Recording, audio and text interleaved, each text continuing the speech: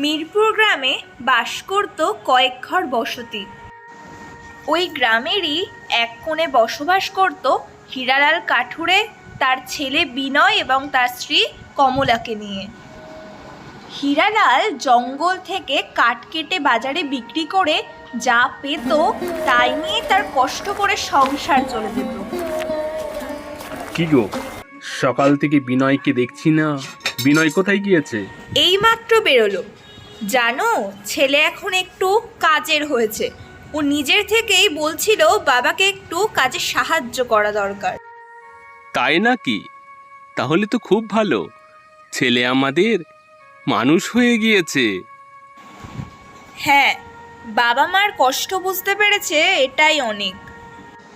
ওর বন্ধু সুবলটাও খুব ভালো, সেও মা বাবাকে খুব ভালোবাসে, কাজেও খুব সাহায্যও করে। আসল কথা, ভালোর সঙ্গে মিশলে সবাই ভালো হয়ে যায়। কিন্তু সে গেল কোথায়? আচ্ছা যাই হোক, আমি এখন কাজে বেরোচ্ছি, ও আসলে বললো। এই কথা বলে বিনয়ের বাবা কাজে বেরিয়ে পড়ে।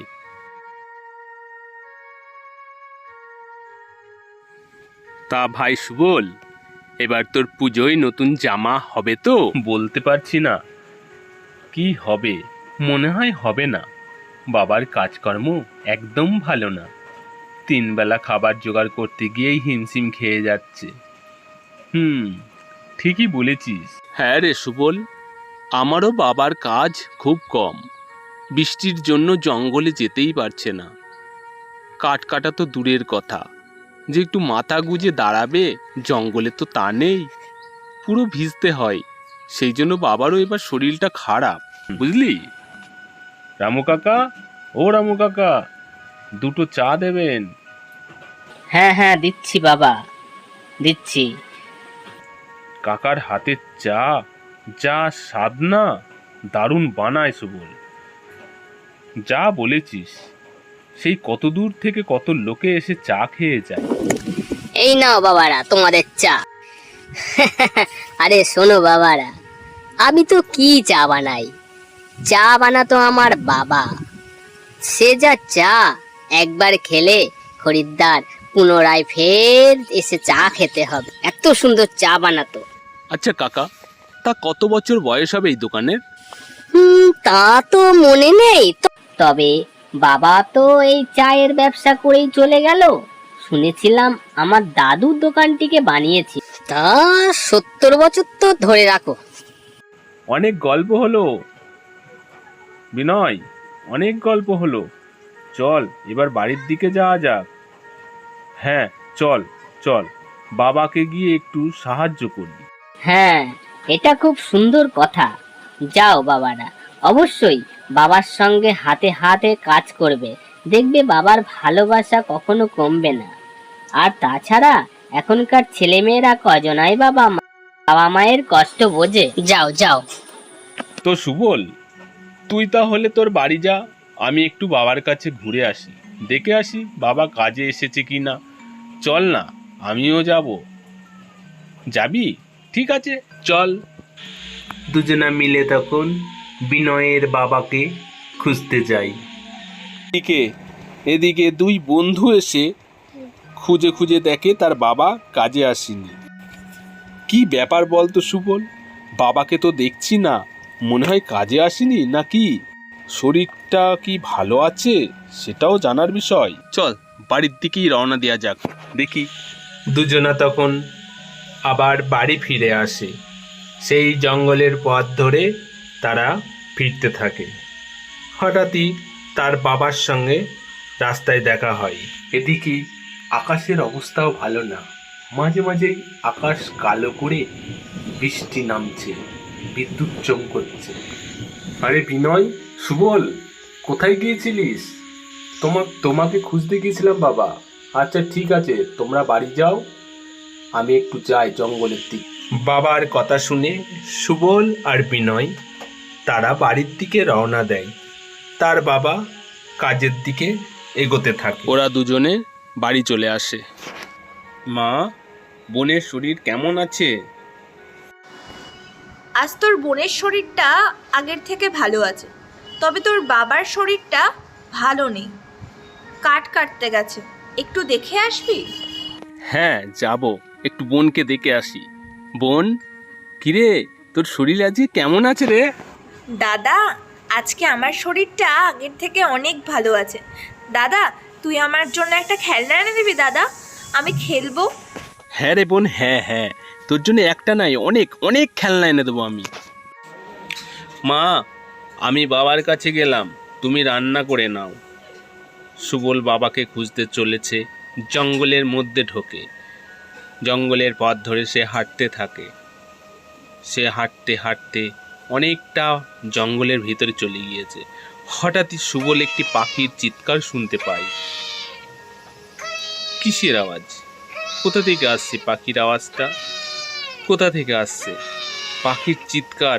যাই হোক, ওই দিকটায় দেখে আসি। সে এগোতে থাকে, দেখে একটি পাখি আহত হয়ে পড়ে আছে, তার গা থেকে রক্ত ঝরছে। সে যখন পাখিটাকে সুবল হাতে তুলে নেয়, সে তখন পাখিটাকে হাতে করে নিয়ে খুঁজতে খুঁজতে তার বাবার কাছে পৌঁছায়। কিছুটা যাওয়ার পরেই সে তার বাবাকে দেখতে পায়। বাবা, তোমাকে অনেকক্ষণ ধরে খুঁজছি। আরে সুবল বেটা, তুমি এই জঙ্গলে একা কেন এসেছো? বাবা, তোমার শরীরটা খারাপ ছিল, তাও তুমি কাজে এসেছো, তাই আমি দেখতে এসেছি। কাজে না আসলে সংসার কি করে চলবে বাবা? চলো বাবা, বাড়ি চলো। হ্যাঁ চলো। আর এই পাখিটা তুমি কোথায় পেলে? এই পাখিটা জঙ্গলের মধ্যে জখম হয়ে পড়েছিল, এটাকে আমি সেবা করে সুস্থ করব। বাহ, খুব ভালো, চলো চলো। পরের দিন সকালে মুষলধারে বৃষ্টি শুরু হয়ে যায়। সুবলের বাবা, কি গো, আজ যা বৃষ্টি শুরু হয়েছে, আজ মনে হয় আর কাজেই যাওয়া হবে না। থাক না বাবা, আজ আর কাজে যেতে হবে না। কিন্তু সুবল বেটা, সামনে পূজা আসছে, কিভাবে চলবে বুঝতে পারছি না। মেয়েটারও শরীরটা খারাপ।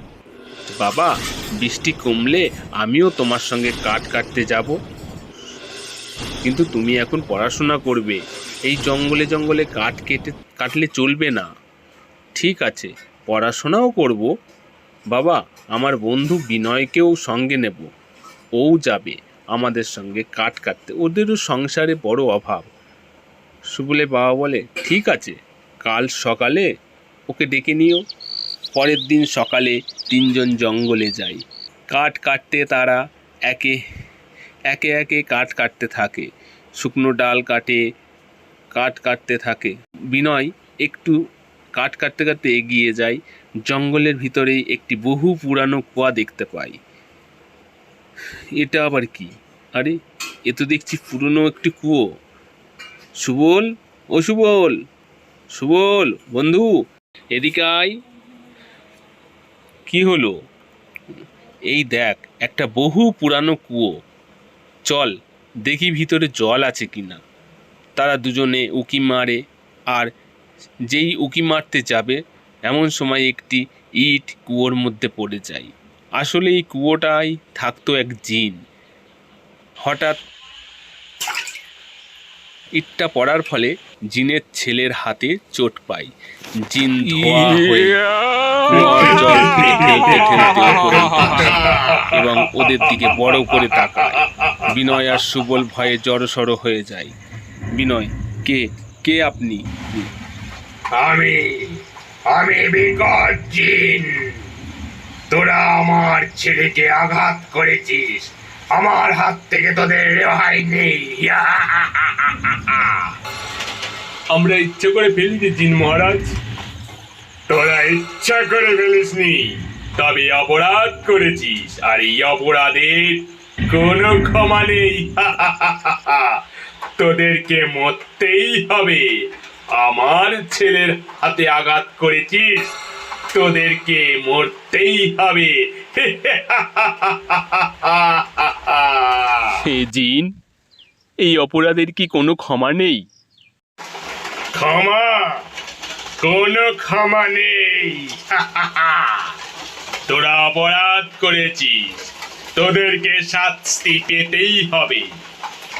ঠিক আছে, তোরা যতক্ষণ এত করে বলছিস, তাহলে একটা সুযোগ আমি তোদের দিচ্ছি।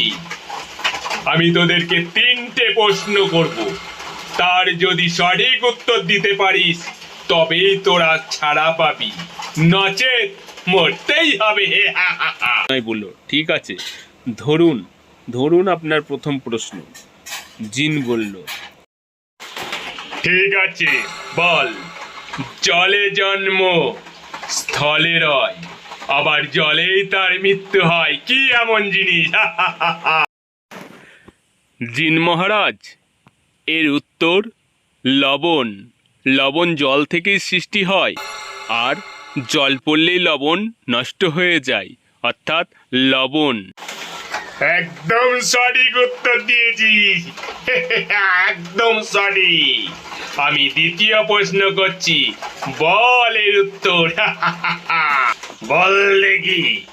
কাঁচায় তুলতুল, পাকায় সিঁদুর, বলতে না পারলে তুই ধেরেই দূর। এর উত্তর ইট বা মাটির কলসি। কারণ যখন তৈরি করা হয় তখন নরম থাকে, যখন পোড়ানো হয় তখন শক্ত এবং ভারী হয়। সাবাস, একদম সঠিক উত্তর। ঠিক আছে, এবার তৃতীয় প্রশ্ন, তার উত্তর বল দেখি। এই বিশ্ব ব্রহ্মাণ্ডে সমস্ত কিছু কাটলে ছোট হয়, কিন্তু এমন একটা জিনিস আছে যা কাটলে বড় হয়। বল কি হবে উত্তর, বল। জিন মহারাজ, এর উত্তর আমি বলছি, তা হলো পুকুর, যা কাটার সঙ্গে সঙ্গে বড় হয়। সাব্বাস, সাব্বাস, তোমাদের দুজনার খুব সুন্দর বুদ্ধি। তোমাদের উত্তরে আমি সন্তুষ্ট হয়ে তোমাদেরকে আমি পুরস্কৃত করছি। এই নাও পুরস্কার। এই নাও পুরস্কার বলে জিন মহারাজ তাদেরকে অঢেল স্বর্ণ মুদ্রা দিল। তা নিয়ে বিমল আর সুবল মহা আনন্দে বাড়ি ফিরে আসলো। বিনয় বলল, জিন মহারাজ, আপনাকে অনেক ধন্যবাদ। সুবল বলল, হ্যাঁ জিন মহারাজ, আপনি অনেক দয়ালু। আমাদের কষ্টের সংসারে আপনি আমাদের অনেক উপহার দিলেন। ঠিক আছে, আমি এখন আসি, আবার দেখা হবে।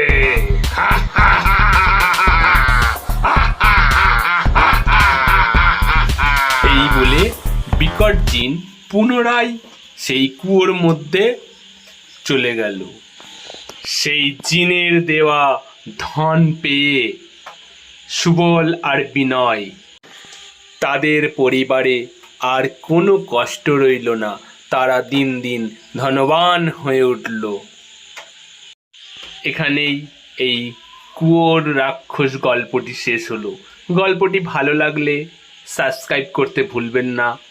লাইক, কমেন্ট অবশ্যই করবেন। পরবর্তী ভিডিও নিয়ে আমি হাজির হব।